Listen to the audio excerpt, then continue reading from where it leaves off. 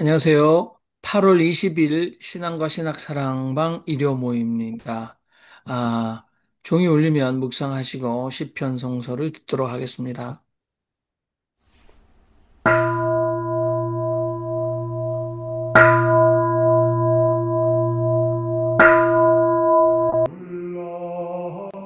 새를 보라 농사하지 않으며 곡식 모아 곳간하네 드린 것이 없어도 하늘 계신 아버지가 고임하여 주시니 먹고 마실 것을 위해 아무 염려 말아라. 한국 천주교회 200주년 기념 신약성서 마태복음 18장. 그 시간에 제자들이 예수께 다가와서 하늘나라에서 누가 제일 큰 사람입니까? 하고 물었다. 그러자 예수께서는 어린이 하나를 가까이 불러 그들 가운데에 세우시고 말씀하셨다. 진실이 여러분에게 이르거니와 여러분이 마음을 돌이켜서 어린이들처럼 되지 않으면 결코 하늘나라에 들어가지 못할 것입니다. 그러므로 이 어린이처럼 자신을 낮추는 그런 사람이야말로 하늘나라에서 제일 큰 사람입니다.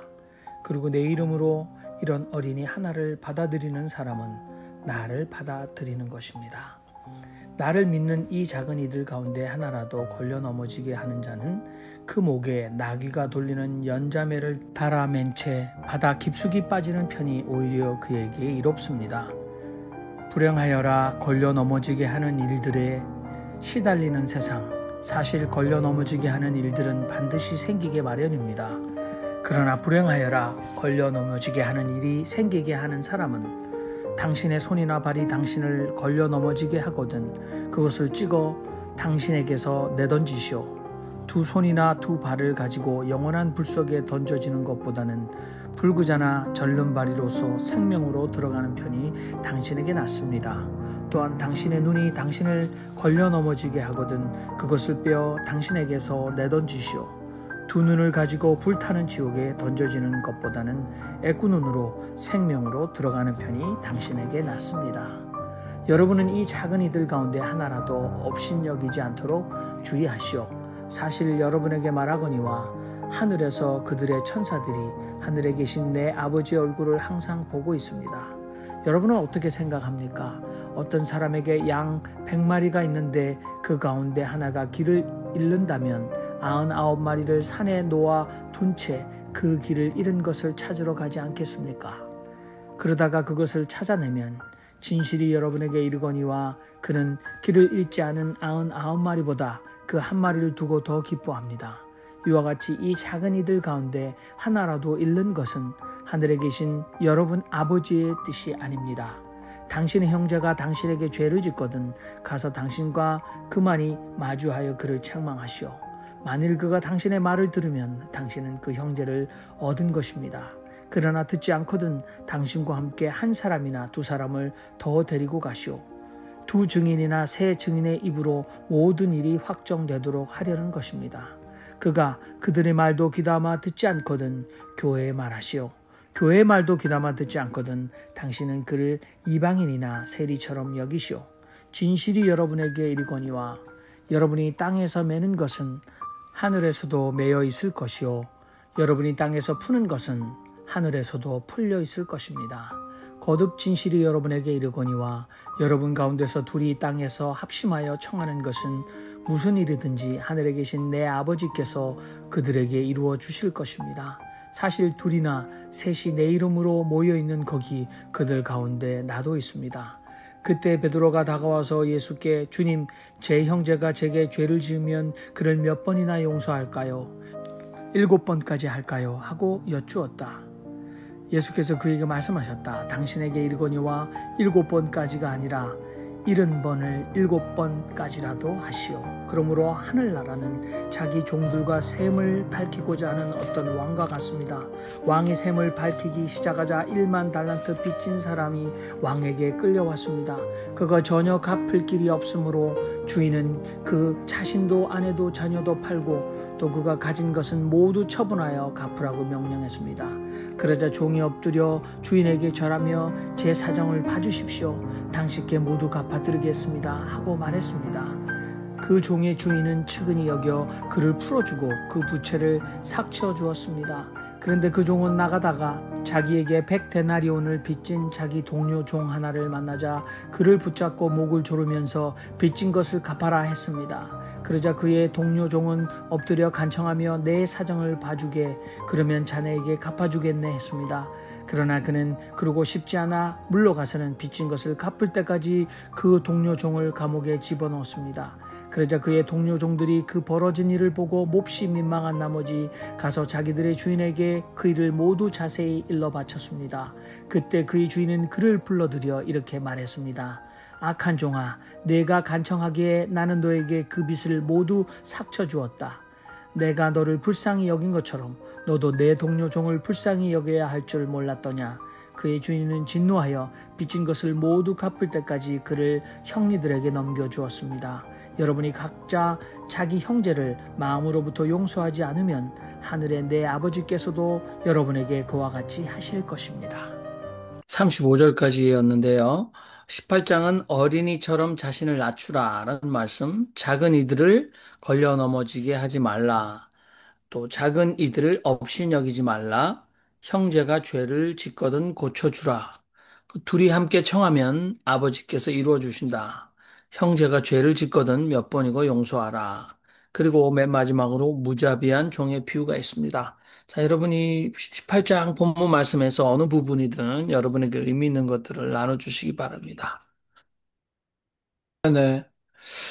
그 본문 말씀은 일단은 뭐 저는 이 마태 공동체의 실상을 좀 많이 반영하고 있다. 왜냐면 여기 이제 작은 이들이 계속 나오고 작은 자들, 뭐 여기 있는 작은 자 하나에게 내 이름으로 냉수 한 그릇 대접하는 이 작은 자들이 굉장히 많이 나오지 않습니까? 그러니까 작은 자들은 그러면 누군가 아마 마태 신앙 공동체 안에 그렇게 내세울 것이 없는 미천한 신분의 뭐 초신자일 수 있을 것 같습니다. 그래서 이 사람들에 대해서 굉장히 소중하게 생각합니다. 여러분들 작은 자를 실족하게 하면 차라리 그 실족하는 것보다는 그 작은 자가 그렇죠? 연자 맷돌을 목에 매단 채 바다에 던지는 것이 오히려 낫다라고 말하면서 공동체 안에서 어, 이 사람도 얼마나 그 보호해야 하느냐.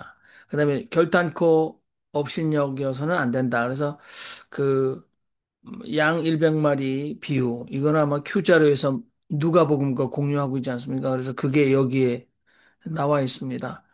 그리고 여전히 여기 보면 이제 형제가 죄를 범하면 교회 가서 일러라라고 교회라는 말이 두 번 더 나오죠. 그러니까 마태복음에 교회라는 단어가 지금 16장과 18장에 16장에 한 번, 그리고 18장에 두 번 딱 나옵니다. 분명히 아마 예수 시대의 예수의 입에서 교회라는 단어는 나오지 않았고 또 그때는 교회가 형성되기 전이었다라고 말하면 마태복음에서는 예수의 입에 교회라는 단어를 넣어 주었다라고 생각합니다.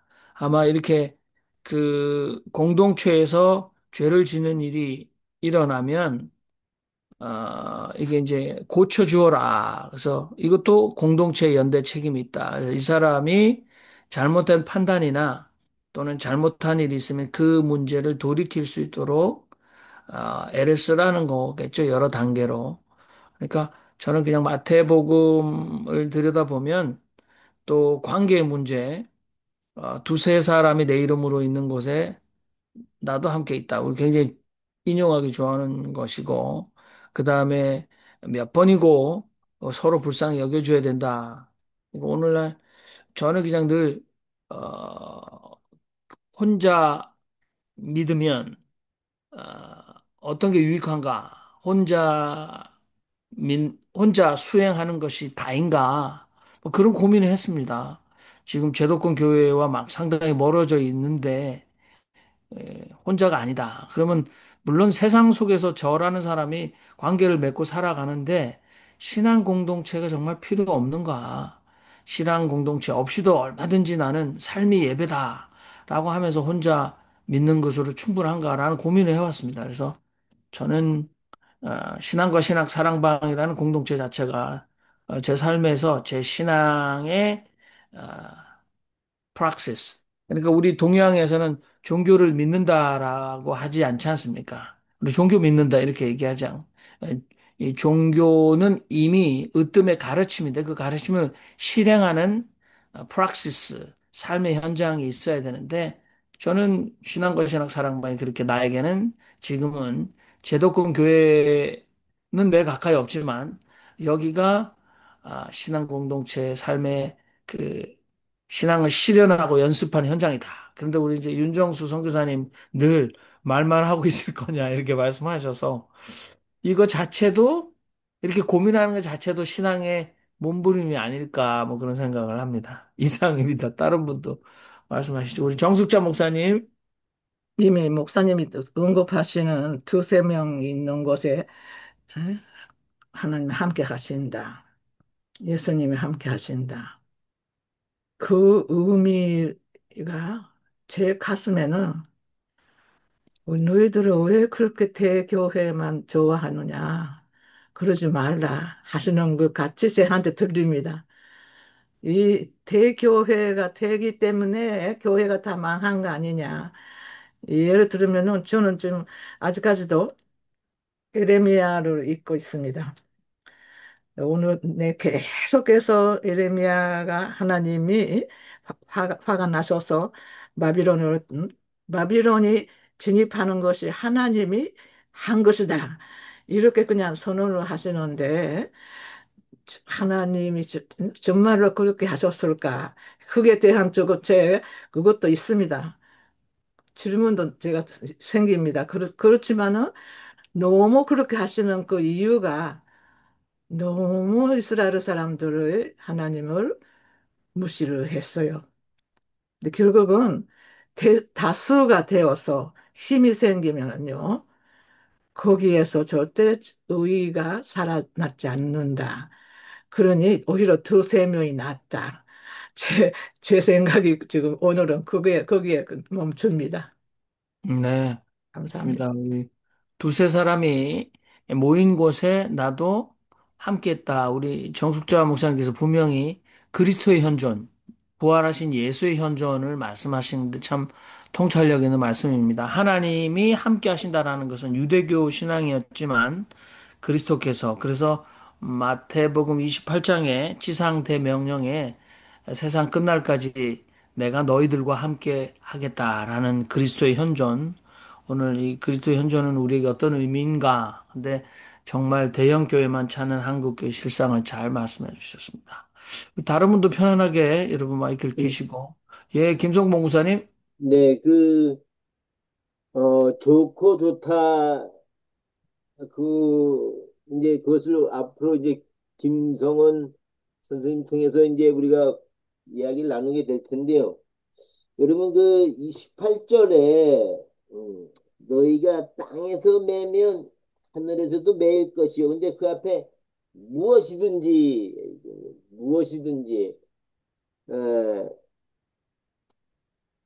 또 무엇이든지 땅에서 풀면 하늘에서도 풀리리라. 이게 하늘과 땅의 나라와 하늘 나라가 분리되지 아니하고 연결되어 있다고 하는 그러한 확신을 갖게 하는 내용의 말씀이 되겠습니다. 어, 또 너희 중에 두 사람이 땅에서 합심하여 무엇이든지 구하면 하늘에 계신 내 아버지께서 그들을 위하여 이루게 하시리라.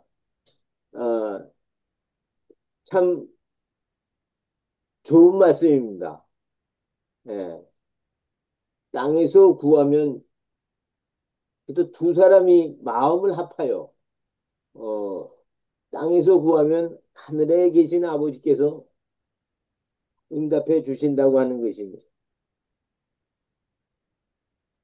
어, 함께 마음을 합하여 기도합시다. 이상입니다. 네, 우리 아멘 해야 될 것 같습니다. 근데 지금 그 예, 내란 종식 예, 특검에서 드러난 한국 제도권 교회 대형 교회 모습, 예, 통일교와 신천지 그리고 대형 교회 카르텔. 그래서 정말 대형 교회는 특히 일본 아미테스 신사. 그래서 대형 교회는 분명히 명백히 반헌법, 반민족, 반국가 세력에 깊숙이 연관되어 왔다. 특히 최상병 이 경로솔과 연주어서 청탁에도 부정한 수사 무마 청탁에도 대형 교회의 영향력 있는 목사들이 연관되었다라는 충격적인 실상을 우리가 보면서 도대체 저 집단은 우리와 얼마나 다른가 또는 우리는 떻게 그런 연결고리를 가지고 있는가 뭐 이거 고민해야 될 것 같습니다. 자, 우리 윤정수 목사님 세계 지붕 히말라야 영성의 말씀해 주십니다. 말씀해 주십시오. 저는 어렸을 때부터 이제 교회에서 자랐어요. 저는 우리 어머니가 뱃속에서 저를 이제 베고 새벽 기도부터 나가고 교회에서 이제 놀고 어렸을 때부터 주일학교 해서 중고등부 또 신학교 이제 졸업하고 교회 목회하고 이제 목회를 하다가 담임 목사를 하다가 이제 여기 네팔에 와서 여기서도 이제 저는 교회를 예수 그리스도의 이 땅에 예수 그리스도의 교회를 세우고 그리고 참 예배자와 제자를 세워서 같이 하나님의 나라를 이루어 간다. 이제 제 선교 신학은 이제 이렇게 저는 정리를 하는데 이 교회가 예수님께서 이렇게 교회를 세우시고 지금까지 2000년 동안 교회를 통해서 하나님의 나라 운동이 이제 이어져 왔는데 교회가 이제 유럽에 가서는 문화가 되고 미국에 가서는 비즈니스가 되고 한국에 가서는 이제 재벌이 됐다. 교회가 정말 그 순수성과 이런 걸 잃어버리고 그래서 무교회주의, 가나안 교회 이제 교회가 어떤 그 좋은 역할도 많이 있는데 이게 이제 대교회가 돼가지고 그렇게 또 맹목적으로 이렇게 요즘은 또 정광훈으로 해서 이 보수 우파로 해가지고 이게 교회가 참 굉장히 어려운데 이제 미래 교회, 지금 교회가 어떻게 해야 될 건가 참 이렇게 그 모여서 기도하고 또 그래야 힘도 생기고 서로 의지도 되고 어떤 운동성도 생기는데 이게 교회가 참 여러 가지 문제가 참 많이 있는데 이게 교회에 대해서 좀 더 우리가 진지하게 생각을 해야 될 것 같아요. 그래서 나는 이제 미래 교회는 어떤 그 이슈, 하나님의 나라라는 이슈를 가지고 이렇게 이동하면서 뭔가 운동하면서 기도하면서 그런 그런 중심으로 순례자의 교회 방향으로 나가야 되지 않을까 이런 생각을 하면서 참 이렇게 그 그래서 뜻을 모아서 같이 기도하면서 이렇게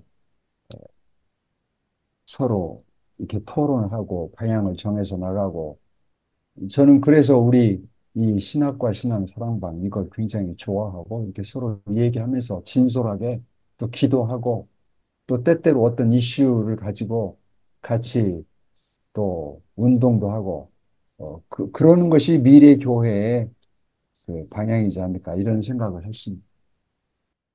네, 감사합니다. 우리 주성수 목사님. 예, 저는 오늘 절에 갔다 왔습니다. 뭐 가려고 갔던 게 아니고 요즘 너무 힘든 문제가 있어서, 한번 오늘 생각하다가 터덜터덜 그냥 날씨가 굉장히 더운데 산을 올라갔어요. 근데 우리 동네 뒷산에, 예, 이- 그 절이 있는 건 알았는데 대각사라고. 근데 오늘 그 스피커로 연불 소리가 나더라고요. 그래서 오늘은 가보자. 그래서 거기를 갔습니다. 가서 법당 안에 이제 들어갔더니 뭐 주일날인데 뭐 법에 사람이 없더라고요. 그리고 어떤 한 가정이 있고 어떤 스님이 그 가정에 이제 불사를 들여주는 모양이에요. 그렇게 하더라고요. 근데 에어컨을 켜놨더라고요. 법당 안에도. 그게 더운데 법당 안에 들어가니까 아주 시원하더라고요. 그래서 이렇게 절을 할까 하다가 내가 뭐 부처님하고 그렇게 가깝지는 않은 것 같아서 그냥 구석에 앉아서 명상을 했습니다. 명상을 하면서 뭘 했냐면 오늘 이 마태복음 18장 할 거니까 마태복음 18장에 대해서 명상을 했습니다. 그러면서 제가 가지고 있는 지금 가지고 있는 문제와 더불어 명상을 하면서 저는 이런 생각이 들었어요. 오늘 그 마지막 그 장에 그 돈 빚받은 자에 대한 그 생각이 나더라고요. 그래서 여기서 중요한 것은 돈을 받는 게 문제인데, 예? 전자는 후자에게 아량을 베풀고 그렇게 해서 아주 감사하게 해서 돈을 받도록 되었고, 후자는 성질 내고 그래가지고 감옥에 가두고 오히려 돈을 못 받은 거 아닌가. 그래서 이 문제를 그래서 내가 부딪히고 있는 이 문제를 가지고 사람을 생각할 것이 아니라 그 사람과 나의 문제 사람을 생각할 것이 아니라 문제 자체에 집중해야 되겠다. 이제 그런 생각이 들었습니다. 우리가 부딪히고 있는 문제 자체, 냉정하게 문제 자체를 생각해야 되는데, 때로 우리는 이 문제를 저가 이랬지, 내가 이랬지, 뭐 이렇게, 그래서 문제 외에 변수를 가지고 이렇게 생각하고 하다가 더 복잡해지는, 냉정하게, 이것도 현상학적인 태도이기도 하죠.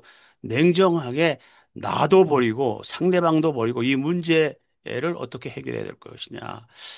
이렇게 접근을 하면 좋을 것 같다 하는 거를 절에 가서 명상하다가 깨달았습니다. 이사님. 네. 우리 다른 분들도 마이크 켜고 말씀하십시오. 우리 김성원 선생님. 네, 오늘 저는 아, 어린아이 같지 않으면 결코 이제 천국에 들어가지 못한다는 이야기는 너무나 많이 이제 회자돼서 우리가 다 아는 건데 타석 선생님한테 이러한 글을 보고 깊은 감명을 받았어요. 그래서 타석 선생님이 이제 내 나이 67세, 지금 67세인데 아직도 나는 정신적으로는 하나님 앞에서는 어린애다라는 말씀을 하셨어요. 근데 이 말씀이 얼마나 구구절절 저에게 다가오는지 우리가 다성님 하면 쉽게 말해서 어떻게 보면 성인 반열에 올려놔도 좋을 분인데 이런 분께서 이렇게 자기 고백을 해 주시니까 저희 같은 사람들은 더욱더 어린아이 같이 정말 순수하고 맑고 깨끗하고 그저 하나님께 순종하는 자가 되지 않을 수가 없다는 생각이 아주 강렬하게 들었습니다. 그래서 저는 이 구절을 오늘 굉장히 제 마음속에 화석님의 그 말씀과 함께 깊이 더 새기게 되었습니다. 예, 감사합니다. 네.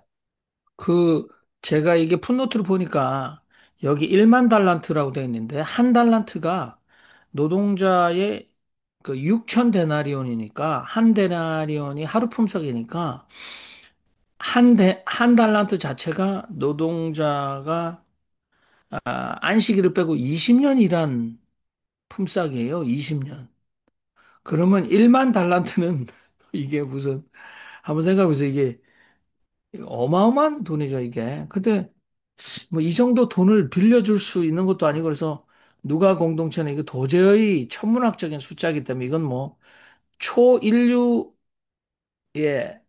그 다국적 기업 정도나 건드릴 수 있는 돈이기 때문에 이걸 되갚는다는 건 사실 얼마나 불가능한 일인지 또 여기 먼저 임금에게 빚을 진 사람이 그만한 사업 수단이 있었는지 뭐 우리가 그걸 생각할 수는 없겠습니다만은 아무튼 여기 100데나리온은 뭐 정말 얼마나 적습니까? 근데 요 용서의 문제로 얘기하고 있는데 이게 교회 공동체 안의 문제 아닐까요? 근데 우리가 가끔 여기 나타나시는 이동규 형제는 윤석열을 용서할 수 있느냐? 우린 용서하라고 성경이 얘기하고 있지 않느냐? 이렇게 얘기하는데 윤석열은 용서의 문제로 먼저 나갈 수 없는 것 같아요. 공동체 일원이 아니잖아요. 저는 그렇게 합리화하고 싶은 생각이 들어요. 용서받지 못할 자는 얼마든지 세상에 있지 않은가. 우리가 신학적으로 용서받지 못할 죄가 없다.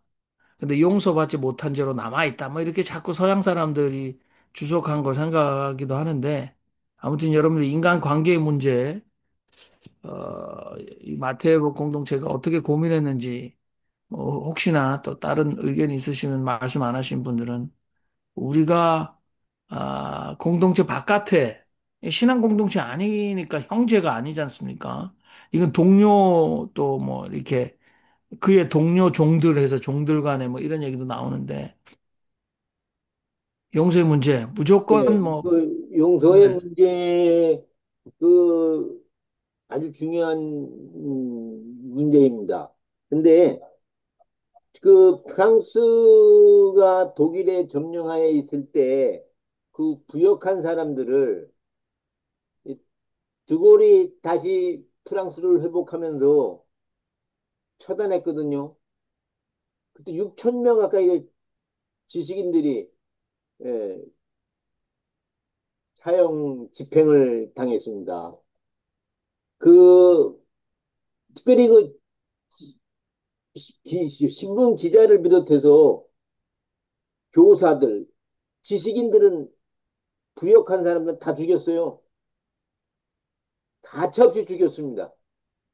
그러면서 드골이 한 말이 이제 다시는 우리가 다른 민족의 나라를 점령당했을 때 거기에 부역하는 사람들이 없을 것이다. 이렇게 확실하게 얘기를 했거든요. 이제 우리가 이제 친일 청산이 안 됐다고 하는 그런 반성을 하는데 이거 용서할 거냐? 아니거든요.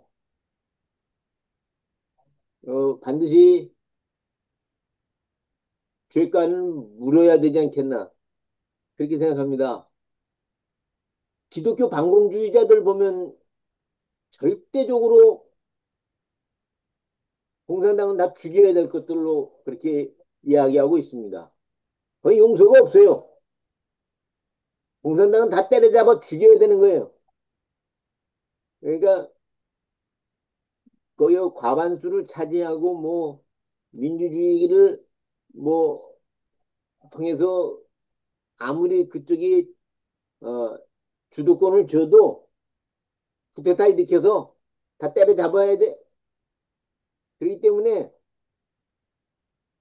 지금 윤석열을 지지하는 사람들이 끝까지 존재하는 이유가 그러한 폭력적인 어, 정변을 통해서라도 어쨌든 공산당은 때려잡아야 된다. 그겁니다. 그렇기 네, 때문에 저도 한마디 하겠습니다. 네네. 용서는 무조건 하면 안 됩니다. 상대방이 회개하면, 회개하면 용서로 생각을 해볼 수는 있습니다. 그래서 저는 세례 요한이 선포하는 첫 선포, 회개하라. 예수님 첫 선포, 회개하라. 그것은, 기독교에서요, 모든 사람이 죄를 지은다고 저는 일반화시키도 괜찮다고 생각합니다. 그런데 그것이 진정한 회개가 있느냐 없느냐에 따라서 그 뒤에 결과는 나와야 한다고 그렇게 생각합니다. 네. 우리 이창동 감독의 밀양이라는 영화는 이 용서의 문제에 대한 굉장히 심각한 질문을 한국 사회에 던져줬습니다. 자기 아들을 유괴해서 살해한 살해범. 그래서 형을 집행당하고 있는데, 그, 전도연이라는 아이를 잃은 엄마의 용서가 작동되기 전에 하나님 만나서 용서받았다. 제가 볼 때 하나님 그런 용서를 허락하지 않은 것 같은데 그 사람은 성경을 끼고 교도소 복역을 하면서 하나님이 나를 용서했다라는 게 굉장히 충격적이었습니다. 그래서 그 여인은 신을 향해서 저항하지 않습니까? 이 약국의 장로가 실족하게 만들면서 하늘을 향해 노려보지 않습니까? 진장 당신이 내 아들을 죽인 살인자를 용서했느냐. 굉장히 깊은 문제 같은데 값싼 은혜만큼 우리 정숙자 목사님 말씀하신 값싼 용서 이건 가짜라고 생각합니다. 값싼 용서는 가해자의 속임수 아닐까 그런 생각이 되고 우리 모두는 여기 김성봉 목사님 말씀하셨듯이 제가 볼 때는 함부로 용서 남발하면 안 될 것 같다. 예, 우리 강충구 목사님 말씀하십시오. 예, 저도 그 마음이 아주 불편한 부분이고 오늘 본문 15절 행제의 죄에 대한 이 부분들을 어, 읽으면서 어, 마음이 굉장히 무겁기도 하고 부담스럽기도 하는데요. 어, 그 어제부터서 그 김장한 목사하고 이영훈 목사가 그 했다는 소리가 공식적으로, 암묵적으로 이야기되다가 이제 공식적으로 이 부분들을 접하게 되면서 이 죄를 어떤 죄 유형으로 보아야 되는가 하는 궁금증이 개인적으로 있었고요. 개인적인 죄, 그런 게 아니라 죄에 대한 그 부분들을 어떻게 이해해야 되겠는가 하는 부분들이 하나가 있었고 그 다음에 두 번째로는, 뭐, 그전에도, 뭐, 가끔씩, 그, 조금, 어, 목사로서 하지 말아야 할, 좀, 육두문자를, 아주 거칠지는 않지만은, 시금치, 시멘트, 시어자 발음을 쓸 때도 있기도 하고, 그러면서 오늘 또, 그 부분을 보면서, 김장한 목사, 이영훈 목사 회개하라. 하는데 내가 과연 회개하라고 해줄 수 있을까 하는 질문을 던지면서 그래도 김장한 목사, 이장훈 목사, 뭐 전에는 김준호 목사도 회개하라고 뭐 했지만은 오늘 댓글을 쓰면서 회개하라고 하는데 회개하라고 하기 이전에 이제 오늘 본문에 나오는 과연 근거를 해야 되는데 어떻게 근거를 해야 되겠는가? 이 김장한 목사님, 김준영 목사님, 이용원 목사님 모두가 다 형제이고 선배이고 그랬는데 어떤 방법으로 근거를 해야 될 것인가 하는 부분들이 저한테는 바리케이드가 좀 있기에 내가 할 수 있는 그런 부분들은 가끔씩 접하는 부분들에 대해서 근데 직접 대하기는 쉽지는 않았던 것 같고요. 근데 오늘 본문에서 이야기하고 있는 근거하라고 했는데 근거는 하는데 내가 가서 두세 정인의 입으로 날마다 어떻게 확증을 시켜줄 수 있을까 하는 부분들이 정말로 그게 아끼고 사랑하는 마음이 있으면은 내가 두세 사람을 데리고 확증을 시켜야 되는데 내가 할 수 있는 환경에 있어서 제한되어 있어서 상당히 내가 제대로 행동하는 믿음의 표현을 하고 있는 것인가 하는 내 스스로의 설득력이 좀 부족했던 부분이 있고 그러면서 혹시 그렇다면은 신신사에서 두세 사람이 모여서 과연 우리가 용기 있는 죄를 해서 확증할 수 있는 부분들이 있을까라는 질문이 있었고 17절에 만일 그들의 말도 듣지 않거든. 그러면은 그들의 말도 듣지 않고 또 교회 공동체의 말도 듣지 않거든. 이제 그 위에는 이방인과 세리와 같이 이렇게 뭐 상당히 그 시대에 배척당했던 존재들로 여기라고 이야기를 하는데 다시 하면 마태 공동체의 일원으로 여기지 말고 이야기하라는 부분인데 그걸로 끝나는 것이 아니라 음, 그들도 회복과 회복에 필요한 자로 내가 대할 수 있을 것인가? 상당히 분노스럽고 때로는 내 속에 굉장한 그친 부분들, 역사에 대한 그런 부분들 보면서 굉장히 그친 부분들이 있으면서 믿지만은 그러나 내가 그럴 만한 자격이 있는가라고 했을 때는 다시 한번 하나님께 질문을 던지면서 회복이 필요한 자로 내가 정말로 대할 수 있을까?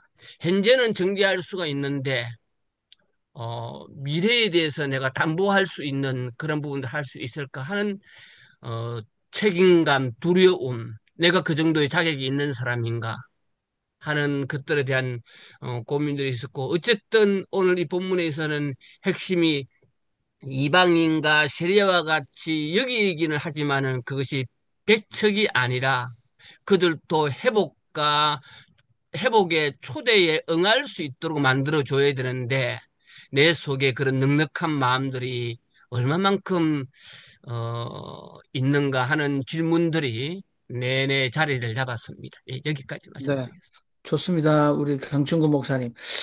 제가 마지막으로 그 목사님의 고민에 대해서 제 현 수준으로 한번 얘기를 해보겠습니다. 제가 특히 이영훈, 김장훈 목사님께 하는 말을 좀 한 1분, 2분 좀 하고 싶거든요. 제가 한번, 저는 그냥 제 신앙을 한 요 정도 얘기하고, 목사님 고민이 깊으신데, 한번 보십시오. 여러분들 평가해 보시면 좋겠습니다. 아, 김장훈 목사님, 저는 후배입니다. 근데 당신에게 제가 그 오늘 본문을 읽었는데 마음의 중심으로 당신을 용서하지 않으면 하나님이 나를 용서하지 않는다라고 경고하고 계시고 우리가 우리에게 죄 지은 자를 용서해 준 것 같이 우리 죄를 용서해 달라고 하나님이 주기도문 하라고 주님 가르쳐 주셨는데 나는 제가 이 말을 하는 목적은 당신이 정말 회개해서 하나님의 용서를 받기를 원하고 나도 당신을 용서하기를 원합니다. 우리랑 사는 시간이 당신에게 많이 남았습니까? 당신이 하나님 앞에 설 시간이 많이 남았습니까? 당신이 했던 범죄 사실이 지금 서서히 조여오고 있고 당신이 이 윤석열 정부의 김건희와 어떤 역할을 했는지 전 국민이 다 알게 됐는데 제발 당신 회개하세요. 나는 사실 당신의 그런 말할 자격이 없는지도 모르지만 최소한 당신과 같은 죄에 대해서 지울 수 있는 기회조차도 능력조차도 없는 사람인데 자 저는 당신의 회개의 증거로 한 푼 남기지 말고 전 재산을 다 파세요. 당신에게 호주머니에 10원 한 장 남기지 말고 모든 이권과 재산을 다 파세요. 그리고 가난한 사람에게 다 무상으로 조건 없이 나누어 주는 것이 저에게는 당신의 회개 증거라고 저는 볼 수 있을 것 같습니다. 저는 속으로는 당신 회개 안 하고 하나님 앞에 최고의 극형의 심판을 받기를 원해요, 나는 사실. 나는 그 정도밖에 수준이 안 돼. 그러나 김장한 목사님, 요 비디오 잘 들으시고 내가 누군가가 당신 이거 봤으면 좋겠어요. 저는 나는 용서하고 싶지 않습니다. 그런데 내 자신을 위해서는 당신이 회개하고 하나님 용서를 받았으면 좋겠는데 불가능할 것 같아. 당신 시간 얼마 안 남았거든. 당신 가진 모든 이권을 다 팔고 전 재산을 다 처분해서 10원 한 장 남기지 않고 가난한 사람한테 다 나눠주고 하나님 앞에 죄를 무릅쓰고 죽기 전까지 회개하세요. 그렇지 않으면 당신은 당신에게 어떠한 하나님의 용서도 없을 겁니다. 뭐 저는 한 요 정도로 얘기하고 싶어요. 제 얘기가 맞는지 모르지만 저는 아주 박수합니다. 박수 칩니다. 아주 좋습니다. 아주 좋습니다. 음. 비슷하게 저도 그 말은 표현을 하지 않았지만은, 사실은 획득했던 명성과 이름에 특히 윤정부 들어와서 야합하면서 부렸던 극동방송에 대한 이야기들, 그런 부에 대한 것들을,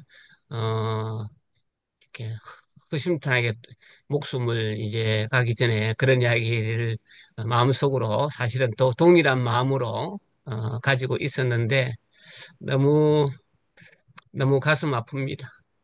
예, 뭐 금덩어리를 관에 넣을 수도 없을 거고 주식이나 무슨 비트코인이 있다고 그래도 아무 소용이 없을 땐 참 어리석은 삶이에요. 근데 만일에 김정은 목사가 진짜 상상할 수 없이 자기가 이만한 압박 앞에서 전 재산을 처분하고 자기가 가진 극동 방송을 다 처분해서 조건 없이 한국에 그 지금 얼마나 많습니까? 절망 세대 모든 자들에게 무상으로 나눠준다면 제가 볼 땐 사람들의 입에서 용서의 표상으로 용서의 표상, 회개의 표상이 되지 않을까. 근데 저는 그런 일은 일어나지 않을 것 같다는 생각이 듭니다. 어리석은 인간이라고 생각했는데 아무튼 뭐 제가 잘난 건 아무것도 없는데 아무튼 우리를 괴롭히는 심각한 문제 중에 하나다라는 생각을 해보네요. 자, 우리 오늘 그럼 말씀 속에요. 한마디만 더 하면은 네네.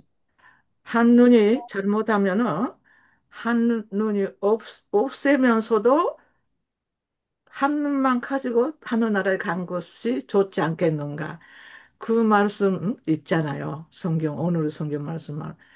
그러니 그분에게 그 뜻이잖아요. 지금 목사님 말씀도 그 뜻이잖아요.